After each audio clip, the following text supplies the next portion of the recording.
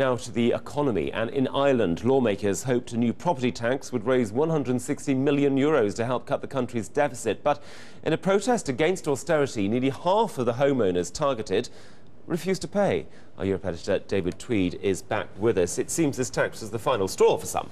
Well, for some of the homeowners, it might be the final straw. But when you think about it, overall for Ireland, probably not. But put it into context, because social unrest is the worst nightmare of any policymaker, particularly in some of these countries which are going through these difficulties. And look at Ireland, you can actually see that some people are beginning to resist the austerity. It's a campaign that came to a head this weekend.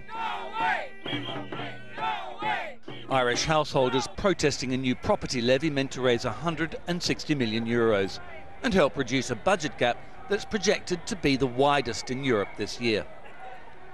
Some, like this homeowner from a Dublin suburb, refused to pay the €100 tax by Saturday's deadline. Enough is enough. It's too much. People are struggling every day to pay for what they have, their bills, their food, and it's just too much. I can't afford it, and I'm not paying it. She isn't the only one. By the deadline, about half of the government's target wasn't paid, thanks to the tax protest.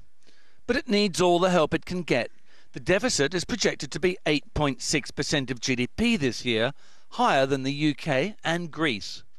At the end of last year, the economy went back into recession. This economist says Ireland needs easier terms on its €85 billion rescue.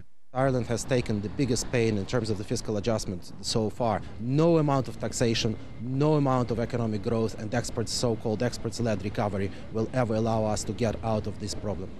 The government says the tax is just a fraction of its budget-cutting programme.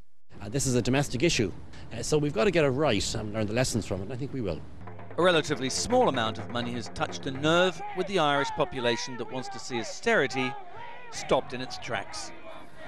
And they're going to make sure that they get all the money. Ireland's Health Minister James Riley said tomorrow they're going to be actually considering measures to get those who haven't complied with this to pay up. No one is going to get away without actually having to pay that part of the tax. We'll see what happens. David Tweed, thank you.